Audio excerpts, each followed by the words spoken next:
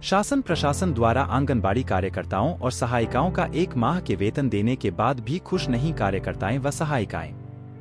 एक बार फिर पुनः ज्ञापन सौंपकर 3 दिन का अल्टीमेटम देकर रुकी हुई तीनों माह का वेतन एकमुश्त जारी करने की गुहार लगाई। जहां पर 3 माह का वेतन जारी नहीं करने पर काम बंद, हड़ताल करने और वेतन में वृद्धि नहीं करने पर आगामी लोकसभा चुनाव का बहिष्कार करने की चेतावनी भी दी। आपको बता दें कि आंगनवाड़ी कार्यकर्ता और सहायिकाओं को पिछले 3 माह से वेतन जारी नहीं किया गया है। परेशान कार्यकर्ताओं ने पूर्व में जिला प्रशासन को ज्ञापन देकर काम हड़ताल की चेतावनी दी थी, जिस पर प्रदेश सरकार ने इनका 1 माह का वेतन शीघ्र जारी करने के निर्देश जारी किए हैं। लेकिन 1 माह के वेतन से कार्यकर्ताएं और सहायिकाएं संतुष्ट नहीं है, जिन्होंने सोमवार को पुनः प्रदेश सरकार के नाम स्थानीय प्रशासन को ज्ञापन देकर तत्काल एकमुश्त तीनों माह का वेतन जारी किए जाने की मांग की है। वहीं 3 दिवस के भीतर पूरा वेतन जारी नहीं किए जाने पर काम बंद कर दिए जाने की चेतावनी दी है।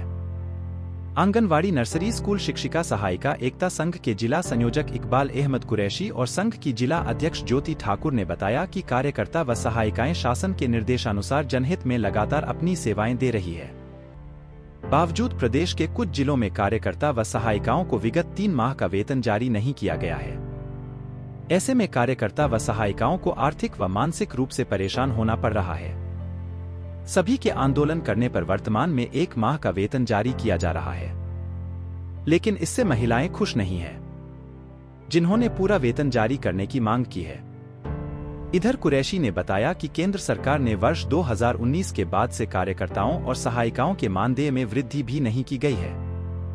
इस कारण केंद्र सरकार भी कार्यकर्ताएं नाराज है। लोकसभा चुनाव के पूर्व मानदेय में वृद्धि न किए जाने पर कार्यकर्ताएं चुनाव बहिष्कार का मन बना रही है। मैं श्रीमती ज्योति बघेल, आंगनवाड़ी नर्सरी शिक्षिका एवं सहायिका शिक्षिका एकता यूनियन की जिला अध्यक्ष हूँ। और आज हम लोग को तहसील ऑफिस आना इसलिए पड़ा, और इससे पहले भी हम लोग ने इसी हमारे जो 3 महीने से अभी नवंबर, दिसंबर, जनवरी और ये फरवरी 4वां महीना चालू हो गया। इससे पहले हम लोग ने शासन प्रशासन को एक अल्टीमेटम दिया था, जिसमें 7 दिन का टाइम दिया था, जो 19 जनवरी को हम लोग ने ज्ञापन दिए हैं तहसील ऑफिस में भी और हमारी परियोजना ऑफिस में भी। लेकिन आज 19 तारीख से आज हम लगभग 15 दिन हो रहे हैं, हमें कोई किसी प्रकार का कोई जॉब नहीं मिला। इसलिए मजबूर वश होकर हम लोग आज फिर से आए हैं और फिर से हम ज्ञापन दे रहे हैं शासन को कि 3 महीने से हमारी कंटिन्यू 3 महीना हो गया, 4था महीना चालू है। और जो कार्यकर्ता सहायिका की नियुक्ति जो होती है वो मापदंड में इस मापदंड से होती है कि वो गरीबी रेखा की हो, वो विधवा है, परित्यक्त है, ऐसी महिलाओं की भर्ती होती है। और जब 3 महीने से मानदेय यदि नहीं मिलेगा कार्यकर्ता और सहायिकाओं को, तो वो कैसे अपना जीवन यापन करेगी। और इसी हम लोग को हम कार्यकर्ता और सहायिका बहनें बहुत आर्थिक स्थिति से गुजर रहे हैं। हम लोग को बहुत ज़्यादा परेशानी हुई अपना परिवार का भरण पोषण करने में। इसलिए आज हम मजबूर होकर फिर से ज्ञापन देने यहाँ पे आए हैं।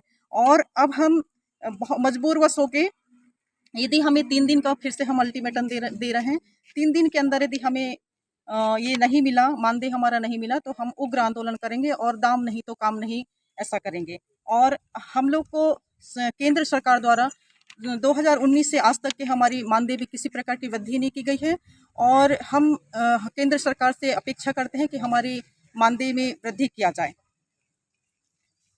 और कुछ समस्या हमारी मेन तो अभी यही समस्या है कि हमें मानदेय का भुगतान जल्दी से जल्दी किया जाए, नहीं तो 3 दिन के बाद हम अपना बंद कर देंगे, काम बंद, हड़ताल करेंगे।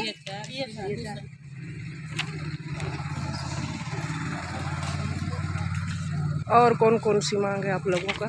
मांगे तो और भी है, पर करंट में हमारी ये मांगे हैं जो बहुत ज़रूरी है, क्योंकि यदि पैसा नहीं रहेगा तो कार्यकर्ता सहायिका आर्थिक तंगी से बहुत ज़्यादा जूझ रही हैं। सहायिका की जो नियुक्ति की प्रक्रिया है उसमें गरीबी रेखा, विधवा, परित्यक्ता ऐसे मापदंड का निर्धारण करके इनकी नियुक्ति की जाती है।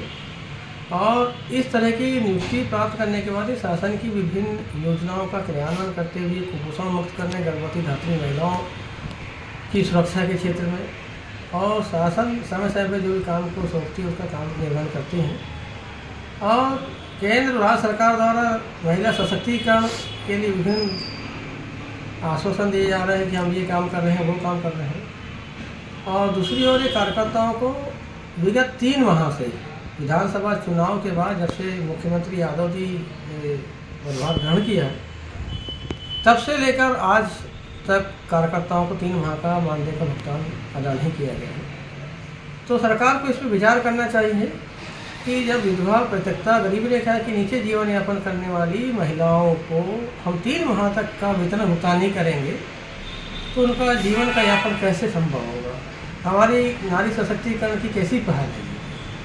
दूसरी ओर कि हर कर्मचारियों के लिए केंद्र सरकार, राज्य सरकार द्वारा समय समय पर वेतन वृद्धि, महंगाई भत्ता, समयमान वेतनमान, ये सारी चीज़ें लागू करती हैं। कार्यकर्ताओं को सिर्फ लोकसभा और विधानसभा चुनाव के पूर्व ही मानदेय की वृद्धि की जाती है। 2019 में मोदी सरकार द्वारा मानदेय में मात्र सिर्फ 1500 रुपये की वृद्धि की गई थी, लेकिन 2019 के बाद से लेकर आज तक कार्यकर्ता और सहायिकाओं के मानदेय में किसी भी प्रकार की वृद्धि नहीं की गई है। तो इस तरह ये मेहनतकश महिलाओं के साथ किस तरह अन्याय कर रहे हैं। तो दूसरी ओर इन्हीं की तरह काम महत्वपूर्ण कार्य का संपादन करने वाली महिलाओं को 5 वर्ष बीतने के बाद भी अपने केंद्र सरकार ने किसी प्रकार की मानदेय वृद्धि नहीं की गई है। ऐसी दशा में 1 हफ्ता पूर्व भी कार्यकर्ताओं ने ज्ञापन दे करके कहा था कि हमें मानदेय का भुगतान किया जाए, लेकिन नहीं अदा किया गया। आज फिर से संपूर्ण जिले में जिलाध्यक्ष ज्योति बघेल के नेतृत्व में कार्यकर्ताओं के द्वारा पुनः ज्ञापन सौंपकर केंद्र और राज्य सरकार से मांग की गई है कि यदि हमें 3 माह का एकमुश्त का मानदेय का भुगतान अदा नहीं किया गया और केंद्र सरकार द्वारा मानदेय वृद्धि नहीं की गई तो हमें अनिश्चितकालीन काम बंद हड़ताल करने के लिए बाध्य होना होगा। और यहाँ तक कि आगामी लोकसभा चुनाव के बहिष्कार की मंशा भी बना चुकी हैं कार्यकर्ता हैं, क्योंकि केंद्र सरकार द्वारा 5 वर्षों में किसी तरह की वृद्धि नहीं की। बालाघाट जिले की ताजा तरीन खबरों के लिए चैनल को लाइक, सब्सक्राइब और बेल आइकन को दबाना ना भूले।